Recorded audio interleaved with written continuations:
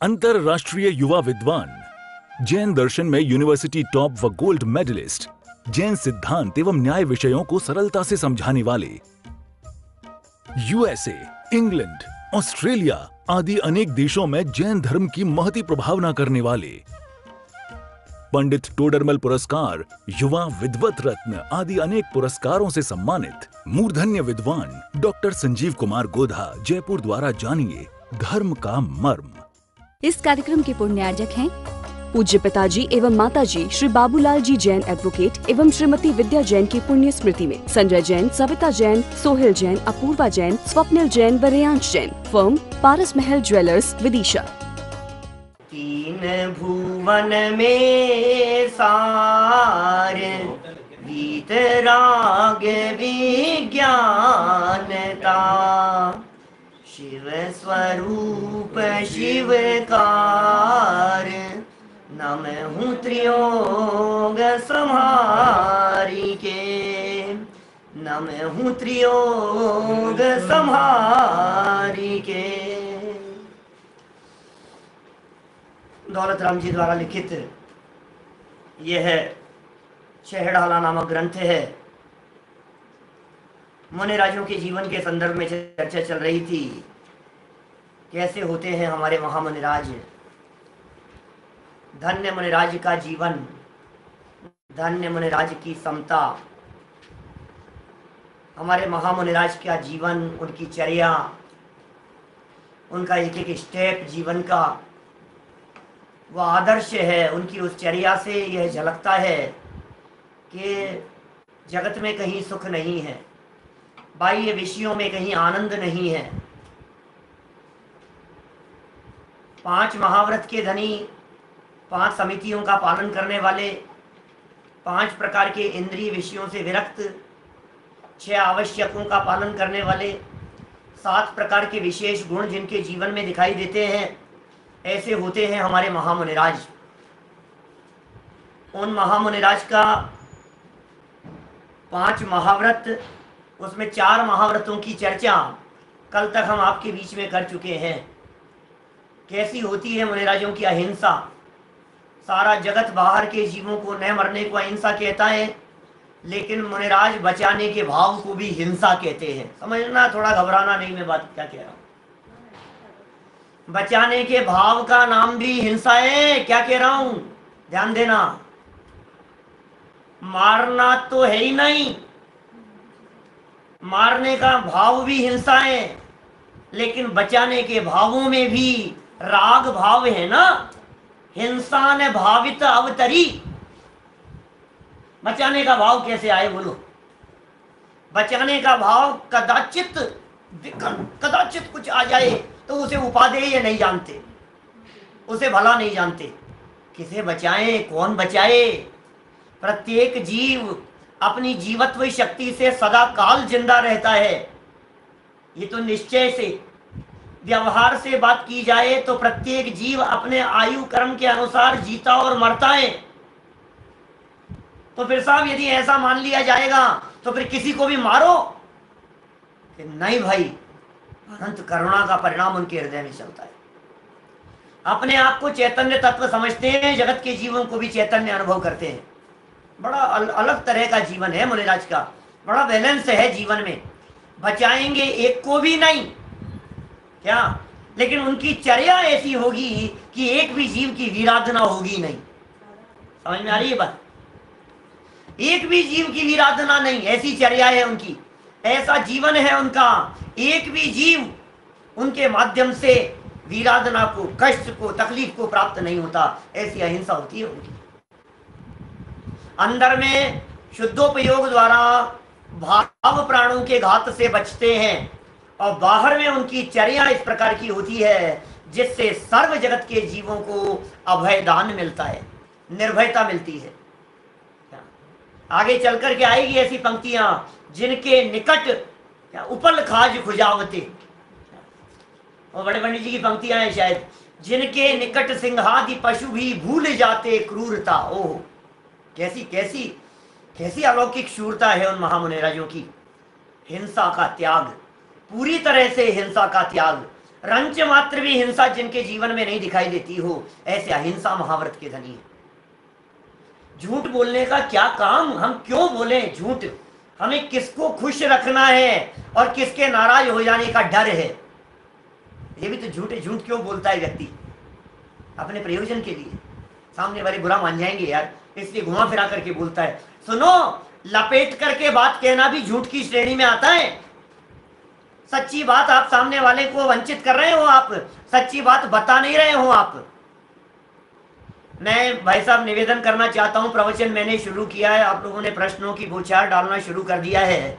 आप मेरा प्रवचन पूरा सुन ले हुए, फिर यदि कोई प्रश्न रह जाए तो आप अंतिम चरणों में जरूर प्रश्न करें, सारी बातें बराबर आ जाएगी। ये तो प्रश्न आप पहले से ही सोच सोच कर क्या है, क्या क्या प्रश्न टाइप करने हैं। मैंने तो प्रवचन ही शुरू नहीं किया, अभी कोई बात कही नहीं मैंने। मुनिराजों का जीवन कैसा होता है उसे गहराई से समझने की कोशिश करें। कैसी चर्याएं हमारे महामुनिराजों की, ऐसे उनको पंच परमेष्ठियों में स्थान नहीं मिल गया क्या? पंच परमेष्ठियों में स्थान, अरहंत और सिद्धों की लाइन में। आप समझ रहे हो क्या क्या है वो चीज? आप जरा कल्पना करो उस पोजीशन की कि प्रधानमंत्री को कहीं किसी स्टेज पर बुलाया गया हो और उस स्टेज पर मुख्य अतिथि के रूप में बगल में आपको बिठाएं, तो आप कैसा फील करते हैं भाई साहब? उनके बगल में, आप समझ रहे हो, उनके बगल में तो एक तरफ अनंत भगवान है, दूसरे तरफ सिद्ध भगवान है, और आचार्य, उपाध्याय और साधु, ये एक लाइन में है पांचों परमेष्ठी। जो थोड़ा बहुत किंचित फर्क है सो तो होगा ही, लेकिन एक धारा प्रवाह में पांचों परमेष्ठियों को वंदन करते हैं ना नमोकार मंत्र बोलते समय। मैं वो बात कहना चाह रहा हूं आपको। मैं यहां एक और महत्वपूर्ण बात बीच में आप लोगों को बोलना चाहता हूं। हमारे जो महामुनिराज हैं, बहुत सारे लोग नमो लोए सव्य सावणम के में का अर्थ करते समय अर्थ का अनर्थ कर देते हैं। नमो लोए सव्य सावणम, नमो लोए सव्य सावणम, गजब का ऐसा। इतने लोग ऐसे मिलते हैं जो अजैन लोग हैं। हम तो कॉलेज में भी पढ़ते थे तो हमारे प्रोफेसर कई ऐसे थे जो कहते थे जैनियों का महामंत्र कितना उदार है, जिसमें नमो लोए सव्य सावणम, दुनिया के सब साधुओं को नमस्कार किया है। कितना उदार है। हिंदू, मुसलमान, जैन सब साधुओं को नमो लोए नमस्कार करता हूं। लोक के सव्य साहुणम, सब साधुओं को वंदन करता हूं। कौन से साधुओं को भाई साहब, कौन से साधुओं को? सबको तो कर रहे हैं, लेकिन सब में कौन आएंगे? सब में वो आएंगे जो उस लेवल पर बैठने योग्य होंगे। समझ में आ रही बात? सब वीतरागी साधुओं को होगा, सब दिगंबर साधुओं को होगा, सब ऐसे साधुओं को होगा सिद्धों की श्रेणी में आने वाला जिनका नाम है। सारे साधुओं को वंदन होगा, लेकिन कौन से? परिग्रह वाले भी। आप परिग्रह वालों को बिना परिग्रह वालों की लेवल में कैसे रख सकते हो? मैं आपसे पूछता हूं, जब आप नमो आर्याणम बोलते हो तो क्या आचार्य, दूसरे आचार्यों को वंदन करते हो? बोलो। बाबा रामदेव जी भी आ जाते होंगे उसमें, आपके नमोकार मंत्र में। जगत के और सब साधु जितने दुनिया भर में घूम रहे हैं, कोई पीतांबर, कोई रक्तांबर, कोई अलग अलग दूसरे दूसरे वेश धारण किए हुए, कोई माथे पर 3 पट्टी लगाने वाले, कोई 3 तिलक ऐसे लगाने वाले, कोई आड़ी पट्टी वाले, कोई सब आ जाते होंगे उसमें। सब आ जाते होंगे। कुंभ के मेले में जितने साधु भरते हैं वो सब आ जाते होंगे। नहीं है ऐसा, ऐसा नहीं है भाई साहब, ऐसा नहीं है। ये मंत्र बहुत महान है और हम तो ये कहना चाहते हैं ये इतना महान है कि आप भी उन पंच परमेष्ठियों में शामिल हो सकते हैं। ये इतना महान मंत्र है, इसमें किसी तरह का कोई बंटवारा नहीं है। क्षत्रिय थे हमारे तीर्थंकर जितने हुए, वो तो क्या फर्क पड़ गया, दीक्षा ले ली उन्होंने, वस्त्राभूषण का त्याग किया, नग्न दिगंबर हो गए, मुनि हो गए, अरहंत अवस्था की प्राप्ति कर ली, फिर सिद्ध बन गए। कोई ऐतराज नहीं है हमारे में। इसलिए बहुत गंभीरता रखना, बहुत सावधानी पूर्वक विषय को समझने की चेष्टा करना। 5 महाव्रतों में से 4 महाव्रतों की चर्चा आपके बीच में अपेक्षित विस्तार से मैं कर चुका हूं। रंच मात्र भी झूठ नहीं है। चोरी का क्या काम जीवन में, क्या अपेक्षा है? जगत के किसी पदार्थ को चाहते नहीं है तो चोरी उनके जीवन में कैसे होगी, ये तो बताओ। कुशील कैसे हो सकता है? 18,000 प्रकार से वे शील का पालन करते हैं। कितना उत्कृष्ट शील का पालन करते होंगे, कितने प्रकार से कोई दूषण नहीं लग जाए, कोई दोष नहीं लग जाए। अरे कदाचित कहाँ कहीं कोई दोष लगता है तो प्रायश्चित करते हैं, क्योंकि 18,000 प्रकार के है ना। कदाचित किसी तरह का कोई विकल्प आदि हुआ, कोई इस तरह की कोई बात हुई, कहीं कृतकारिता अनुमोदना के भी और उत्तर भेदों में भेद में यदि कहीं कुछ इस तरह की बात हुई तो वो प्रायश्चित करेंगे। लेकिन जैसे अनाचार दिखाई देते हैं जगत में, तो उनका तो स्वप्न में भी कल्पना नहीं की जा सकती है। समझ रहे हैं आप? 4 हो गए, 5वें की तरफ बढ़े अपन। क्या नाम है 5वें का? परिग्रह परिमाण। अरे परिग्रह परिमाण तो अणुव्रत था, यहाँ तो महाव्रत है। अपरिग्रह महाव्रत की चर्चा भी करेंगे और कुछ समितियों की चर्चा भी करेंगे। क्या होती है समितियां?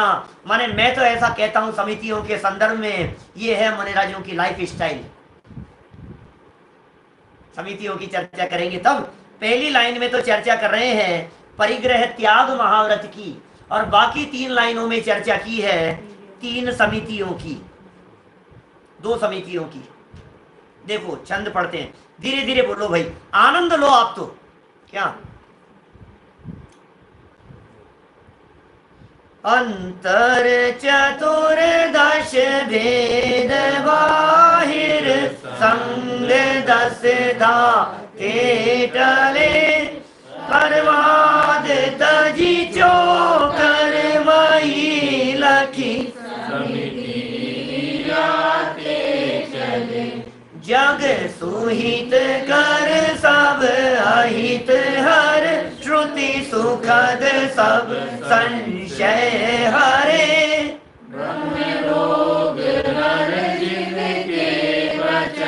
मुख चंद्र ते अमृत जरे।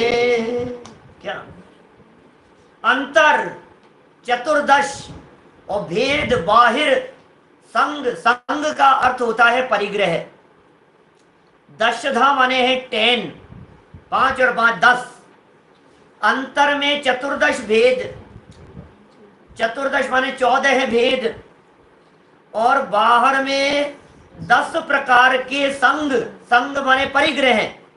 ते टले, वो टल गए हैं जिनके, वे हैं हमारे महामुनिराज। 10 प्रकार के बहिरंग परिग्रह, 14 प्रकार के अंतरंग परिग्रह। आपने सुनी है ऐसी लाइनें 10 लक्षण पूजन में बोली जाती है। परिग्रह 24 भेद त्याग करे मुनिराज जी। अब ये पूजन तो सब करते हैं ना। परिग्रह 24 भेद त्याग करे मुनिराज जी।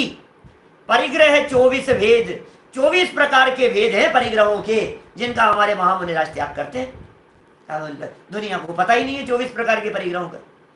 बोले 24 प्रकार के परिग्रहों में 14 परिग्रह तो अंतरंग होते हैं, 10 हैं बाहर के परिग्रह। तो नाम जानते हैं? 24 परिग्रहों में जो अंतरंग के 14 परिग्रह हैं, उनके तो नाम नहीं जानती होगी दुनिया। सबसे पहला परिग्रह है मिथ्यात्व। क्या बात कर रहे हो? ये परिग्रह है, ये परिग्रह है। पता नहीं कौन कौन सी किताबों से लेकर के आते हो आप। अरे भाई साहब, दुनिया की सारी किताबों में लिखा है परिग्रह के 24 भेदों के नाम देख लेना। 1 नंबर का परिग्रह है मिथ्यात्व। 2 नंबर का परिग्रह है क्रोध, फिर मान, फिर माया, फिर लोभ। 4 प्रकार के परिग्रह ये हो गए। 1 मिथ्यात्व, फिर क्रोध, फिर मान, फिर माया, फिर लोभ। 5 हो गए। फिर हास्य, रति, अरति, शोक, भय, जुगुप्सा, स्त्री वेद, पुरुष वेद, नपुंसक वेद। वेद के परिणाम नहीं है। जो मंद कषाय से 9वें गुणस्थान तक वेद का सद्भाव कहा है, उसे भूमिका के अनुसार मंद, मंदतर और मंदतम जानना। हमारे महामुनिराज बुद्धि पूर्वक हंसने में नहीं उलझते। हास्य भी परिग्रह है, रति अरति भी परिग्रह है, ये सब अंतरंग परिग्रह है। अब यार किसे बोलो, क्या दुनिया को क्या कहें हम? असली परिग्रह अंतरंग परिग्रह होता है। बहिरंग परिग्रह में कुछ दम नहीं होता है। बहिरंग परिग्रह नियम से छूटेगा, ध्यान देना। जिसके बाहर में परिग्रह है वो तो परिग्रह ही है ही। जिसने अभी कपड़े पहन रखे हैं वो तो परिग्रह है ही। लेकिन यदि मैं कपड़े खोल करके वॉशरूम में नंगा हो जाता हूं तो मैं कोई परिग्रह त्यागी नहीं हो गया। समझ रहे हैं आप? माने परिग्रह का जो त्याग है वो असली त्याग अंदर से होता है, बाहर में उसका प्रदर्शन दिखाई देता है। अंदर में पदार्थों के प्रति अपनापन छूटता है तो परिग्रह का त्याग कहलाता है। 14 प्रकार के परिग्रहों के त्याग की बात कह रहे हैं, अंतरंग परिग्रहों की। बाहरी विषयों में सुख नहीं है ये मान्यता होती है, तब जाकर के बाहरी वस्तुएं छूटती है। कैसे छूटेगी बताओ मेरे को? अपनापन बना हुआ है बाहरी पदार्थों के साथ में, और आप कहो साहब छोड़ दिया हमने, तो छोड़ दिया। छोड़ा क्या तुमने? मैं बहुत बार ऐसे उदाहरणों से समझाता हूँ, छोटे छोटे से बच्चों को समझाता हूँ, कई बार इस तरह की चर्चा करता हूँ मैं। ये जो है ना, ये चीज, इसको छोड़ो। तो कैसे छोड़ा? या हाथ में उठाई और ये छोड़ दिया। छोड़ दिया ना साहब मैंने, छोड़ दिया साहब मैंने, छोड़ दिया। अच्छा आप आलू कैसे छोड़ते हो? ऐसे ही छोड़ते होंगे। आपने छोड़ दिए ना आलू। हमारे यहाँ तो घर में कोई आलू प्याज कुछ नहीं खाते, जमीन किसी तरह का कुछ आता नहीं। तो कैसे छोड़ा भाई बोलो? तुमने जब भी छोड़ा था तो कैसे छोड़ा था? मैं सभा में पूछना चाहता हूं, आप लोग त्याग करते हैं तो किस तरह से त्याग करते हैं? एक ब्रह्मचारी व्यक्ति शादी का त्याग करता है, शादी नहीं करने का नियम लेता है, प्रतिज्ञा लेता है, स्त्री से दूर रहने की प्रतिज्ञा लेता है, तो कैसे लेता है? पहले तो औरत को पकड़ेगा, अब मैं औरत का त्याग करता हूं। ऐसे ऐसे ऐसे त्याग किया जाता है? कैसे त्याग होता है? त्याग किस प्रकार से होता है? मैंने वो ब्रह्मचर्य के संदर्भ में एक कहानी सुनाई थी, शायद पता नहीं कब की बात है, मुझे ध्यान नहीं है, लेकिन मैंने 1.5-2 महीने में कभी कौन सी क्लास में सुनाई थी। एक ब्रह्मचारी व्यक्ति, 2 ब्रह्मचारी नदी किनारे टहल रहे थे, है ना? 2 ब्रह्मचारी व्यक्ति नदी किनारे टहल रहे थे, और टहलते टहलते ही एक व्यक्ति एक लड़की को डूबते हुए देखा, और एक ब्रह्मचारी व्यक्ति उनमें से फटाफट कूदा और लड़की को उठाकर अपने कंधे पर बैठा करके और नदी पार करा दी। उसने निकाल करके ले आया, बचा लिया उसको। अब जो दूसरा ब्रह्मचारी व्यक्ति था, वो व्यक्ति पहुंचा गुस्सा होता हुआ, आग बबूला होता हुआ अपने गुरु के पास में कि महाराज इसने पूरा धर्म भ्रष्ट कर दिया। ब्रह्मचारी की बात कह रहा हूं, मुनिराज तो बहुत अलग लेवल है। अरे महाराज इसने तो सारा धर्म भ्रष्ट कर दिया। ब्रह्मचारी होकर के लड़की को टच किया, और टच क्या किया, उसको अपने कंधे पर बिठा करके लेकर के आया, डूबती लड़की को निकाला, इसने ऐसा किया। तो गुरु ने बहुत शांत भाव से उसे शांत करते हुए कहा कि वत्स, उसके कंधे पर से तो लड़की नदी के किनारे पर ही उतर गई थी, तेरे माथे पर तो अभी तक सवार है। समझ में आ रही है बात? कहां से त्याग होता है? त्याग दिल से होता है, त्याग मन से होता है। वो पदार्थ लेने का भाव नहीं आया, इसका नाम त्याग कहलाता है। परिग्रह का त्याग माने परिग्रह को ग्रहण करने का परिणाम नहीं आया, वो त्याग कहलाता है। बाकी कोई ट्रांसफर का चक्कर नहीं है, वो होता है सब, जो कुछ भी होता है। मैं कभी कभी एक छोटा सा एग्जाम्पल लोगों के सामने प्रस्तुत करता हूं।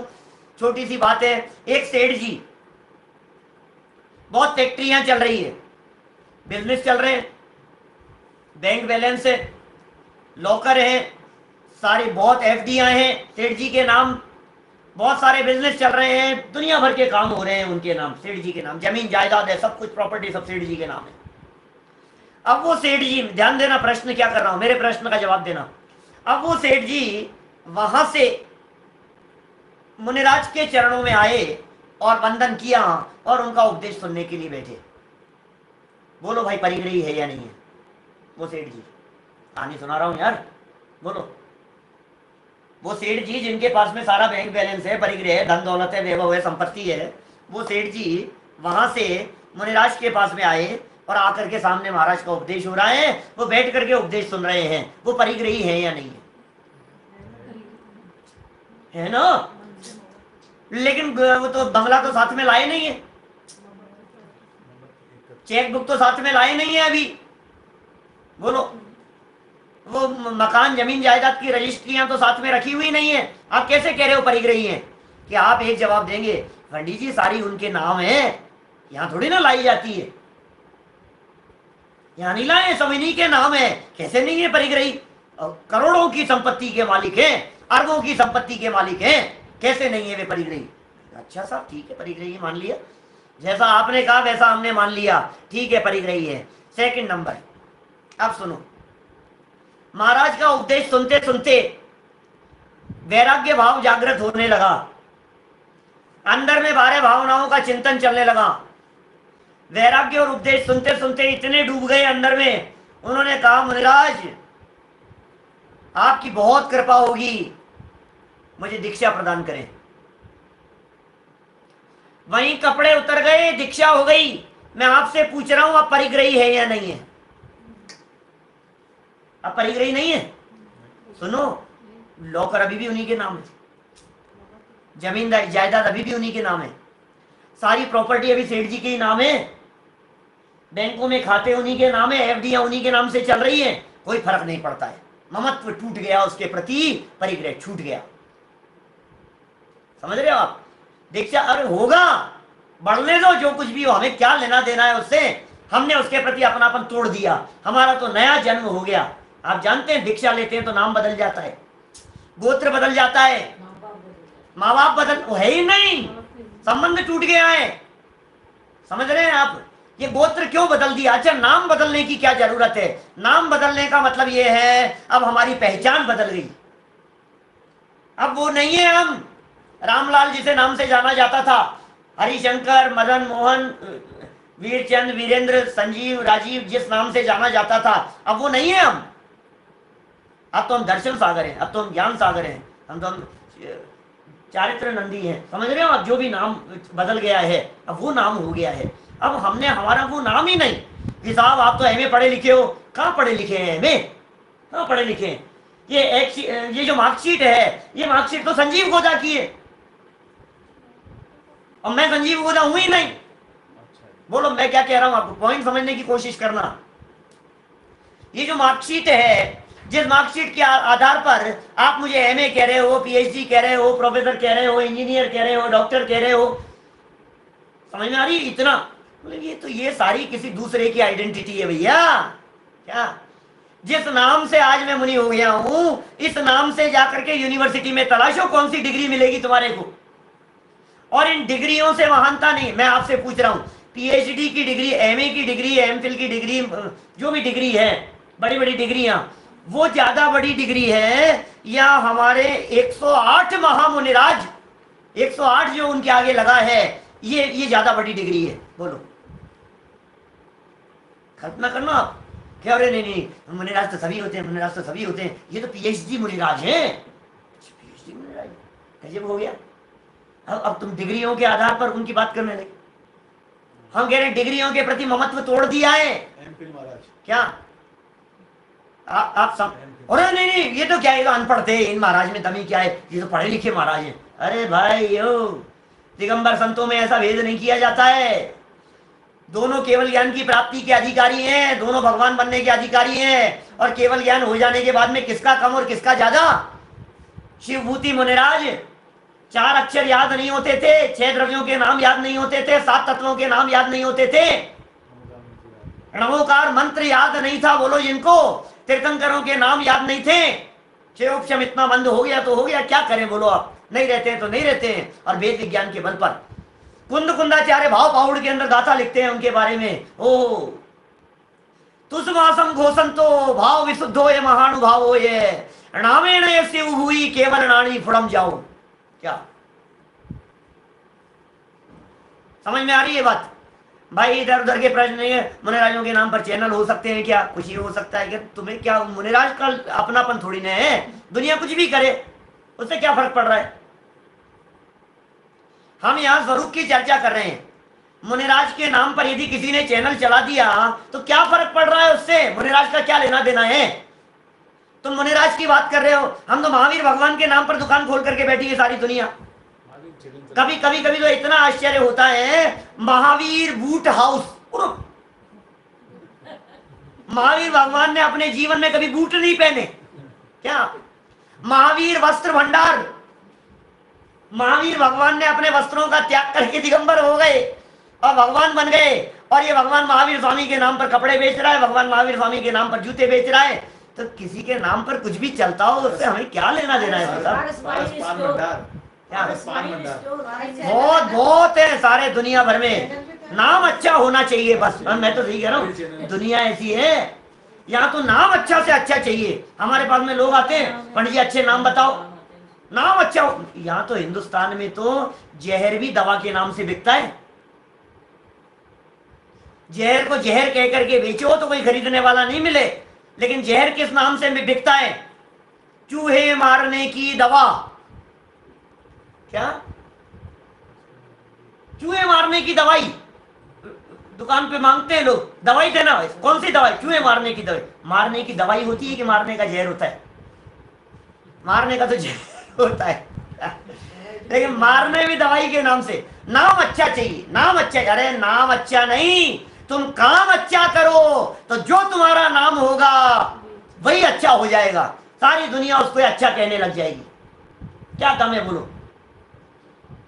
मैं तो कभी कभी ऐसी भी बात करता हूँ, लोग हमसे अच्छे अच्छे नाम पूछते हैं और अच्छे अच्छे नाम बतलाते हैं। नहीं नहीं पंडित जी ये तो कॉमन हो गया, थोड़ा नया नाम बतलाओ, थोड़ा अलग हटके बतलाओ, किसी का नहीं हो ऐसा नाम बताओ। यार ये रख लो। अरे नहीं नहीं पंडित जी ये भी सुना हुआ है, नहीं नहीं पंडित जी ये भी अच्छा नहीं लगता है। कोई कोई और, ये तो हमारे उनके मामा जी के चाचा जी के भतीजों का उनका भी नाम ऐसा है, ये नाम तो हमने एक दिन शिविर में सुना, कॉमन है, थोड़ा सा नया बतलाओ। किसी का नहीं हो ऐसा, यूनिक होना चाहिए। मैंने कहा बेटे रावण रख ले, किसी का नहीं मिलेगा तेरे को हिंदुस्तान में रावण नाम। अरे क्या बात करते हो आप, कैसी बात कर रहे हो? मैं तो रावण नाम बुरा है क्या?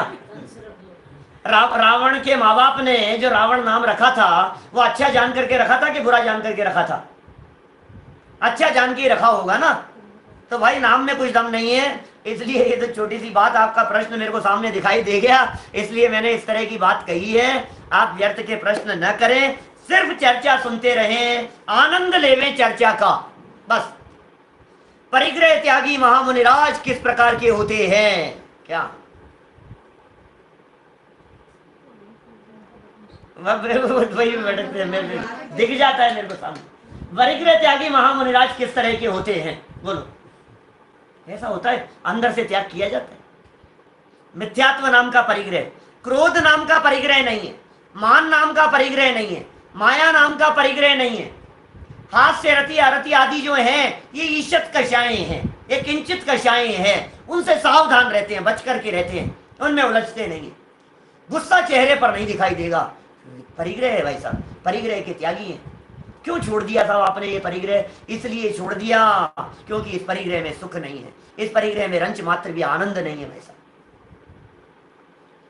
हे गुरुवर शाश्वत सुख दर्शक, यह नग्न स्वरूप तुम्हारा है।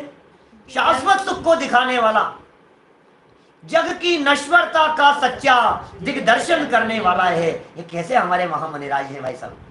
परिग्रह 24 कपड़े नहीं है, जेवर नहीं है, बोलो धन दौलत नहीं है। बहिरंग परिग्रहों के नाम, अंतरंग तो 14 हो गए, बहिरंग 10 परिग्रहों के नाम। कपड़े क्यों नहीं है महामुनिराज के?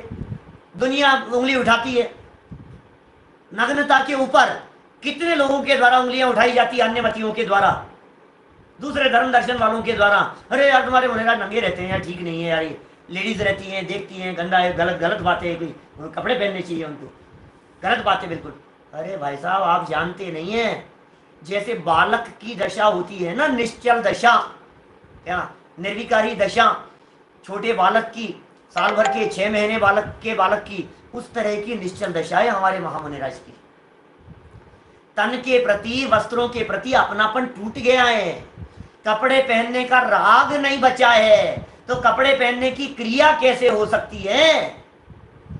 ये परिग्रह कैसे रख सकते हैं? इस परिग्रह में सुख नहीं है, उसका कैसे इकट्ठा करें? सारी दुनिया परिग्रह के पीछे भागी जा रही है, और महामुनिराजों का जीवन ये दिखाता है कि देख इसमें सुख नहीं है। ये उनका जीवन दिखा रहा है, हमारे जीवन से शिक्षा मिलती है, ये जीवन आदर्श है हमारे लिए। हर विषय भोगों की तरफ दौड़ते हुए व्यक्ति के लिए मुनिराजों का जीवन और मुनिराजों की चर्या यह आदर्श है। तो 10 प्रकार के बहिरंग परिग्रहों से रहित है। धन धान्य दास दासी क्षेत्र वास्तु है, और क्या कुप्य भांड कपड़े और बर्तन, द्विपद चतुष्पद 2 पाया और चौपाया, सब तरह के आसन और शय्यासन, यान और शय्यासन, माने साधन नहीं होता उनके और शैया नहीं होती। ये सब परिग्रह हैं, वहां मुनिराज इन सब परिग्रहों से रहित होते। देखो ये तो परिग्रह त्याग की बात हुई। अब मुनिराजों की ये समितियां, 28 मूल गुणों में 5 होती है समितियां। वे समितियां कौन कौन सी होती है? 5 समितियां हैं, नाम याद करना। ये है असली स्टाइल। क्या क्या करते हैं मुनिराज, वो सारा इन 5 समितियों में आ गया। चलते कैसे हैं, बोलते कैसे हैं, खाते कैसे हैं, निहार करेंगे तो किस तरह से करेंगे, और किसी वस्तु को माने पीछी कमंडल आदि को उठाएंगे धरेंगे तो कैसे। 5 हो गई, इनके अलावा कोई काम नहीं है। 5 के अलावा छठी कोई क्रिया बतला दो मुनिराज के जीवन में। सारी क्रियाएं शामिल हो गई यहां। भाई चलना बोलना, चलेंगे बोलेंगे आहार लेंगे। चलने से संबंधित इरिया समिति, बोलने से संबंधित भाषा समिति, भोजन आहार से संबंधित एषणा समिति, फिर पीछे कमंडल आदि जो हैं उनको उठाना धरना आदान निक्षेपण समिति, और आहार किया था तो निहार होगा तो प्रतिष्ठापन समिति। ये 5 समितियां हैं, नाम याद कीजिए। ईरिया भाषा एषणा, अर्ज याद है? शाबाश। ईरिया भाषा एषणा, ईरिया भाषा एषणा, आदान निक्षेपण, आदान निक्षेपण और प्रतिष्ठापन। आदान निक्षेपण और प्रतिष्ठापन, ये 5 समितियां हैं। 5 में से 2 की चर्चा करूंगा आज यहां और इस छंद में जो है, तो बाकी 3 की चर्चा कल होगी फिर आगे। देखो क्या कह रहे हैं यहां। अंतर चतुर्दश भेद बाहिर, संग 10 दाते टले,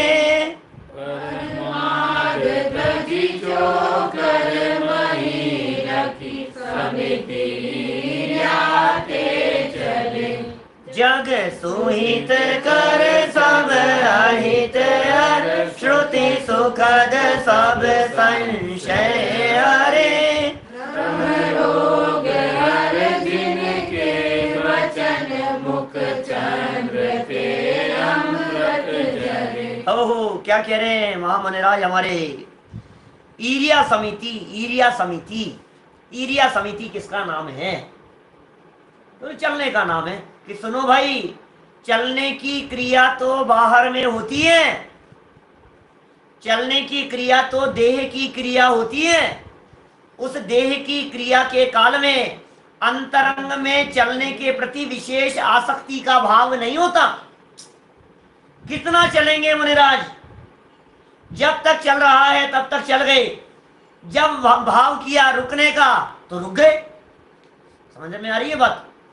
जब शरीर से अशक्तता अनुभव लगने लगी रुक गए, जब विकल्प आया उठ करके चल दिए। समझ में आ रही है बात? अंदर से राग टूट गया है।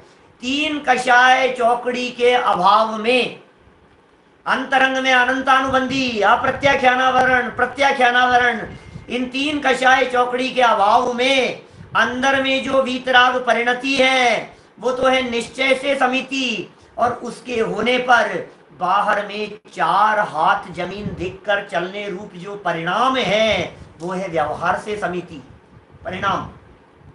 और जो चलने रूप क्रिया दिखाई दे रही है ये देह की क्रिया है। बाहर में 3 चीजें हुई, अंदर में शुद्धता, चलने का भाव और चलने की क्रिया।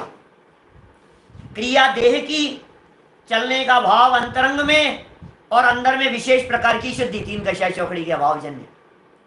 कैसे चल रहे हैं? 4 हाथ जमीन देख करके चलते हैं। मुनिराजों की बाहरी चर्या, चलने की क्रिया, इधर उधर देख करके नहीं चलेंगे, झांकते हुए नहीं चलेंगे, नीचे जीव मर जाएंगे।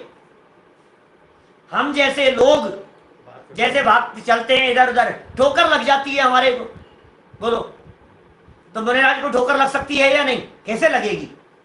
जब नीचे देख करके चलेंगे तो ठोकर कैसे लगेगी? श्रावकों को भी नीचे देख करके चलना चाहिए। आप कितना पालन कर सकते हैं पता नहीं, मुनिराजों की तो चर्या का अंग है, देख करके चलते हैं, 4 हाथ जमीन देख करके, या मुनिराज जैसे चलते हैं तो दृष्टि स्वयमेव 4 हाथ आगे रहती है। सुनो, सहज चर्या है, खींचतान नहीं है, लाइफ में कोई टेंशन नहीं है, ऑटोमेटिक चलते समय दृष्टि ही अपने आप ही नीचे रहती है। 4 हाथ नापेंगे, 4 हाथ कितना होता है भाई साहब ये बतलाओ, 4 हाथ कितना होता है? 4 हाथ माने क्या है? ये जूड़ा प्रमाण कह दिया, जूड़ा प्रमाण क्या होता है? बोल दिया आपने, ऐसे शास्त्रों के शब्द बोल दिया आपने, जूड़ा प्रमाण क्या होता है? 4 हाथ। बोले साहब 4 हाथ का एक धनुष होता है। अब तुझे धनुष बता दिया। भगवान आदिनाथ स्वामी की ऊंचाई कितनी थी शरीर की? बोले 500 धनुष की। तो पूछता है धनुष कितना होता है? तो हमने कहा 4 हाथ का एक धनुष होता है। अब हमने कहा 4 हाथ कितने होते हैं? बोले एक धनुष होता है। अरे हाथ कितना बड़ा है, इतना लंबा, किसी का हाथ लंबा और किसी का हाथ छोटा, कैसा माने? बोलो 4 हाथ जमीन माने कितना समझे? मोटा मोटा क्राइटेरिया इतना है। एग्जैक्ट कैलकुलेशन भी बतलाऊंगा अभी आप लोगों को जानकारी की दृष्टि से।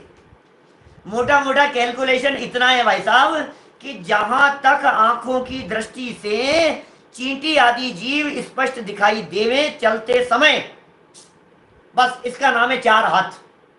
इस कार्यक्रम के पुण्यार्जक हैं पूज्य पिताजी एवं माताजी श्री बाबूलाल जी जैन एडवोकेट एवं श्रीमती विद्या जैन की पुण्य स्मृति में संजय जैन, सविता जैन, सोहेल जैन, अपूर्वा जैन, स्वप्निल जैन व रेयांश जैन। फर्म पारस महल ज्वेलर्स, विदिशा।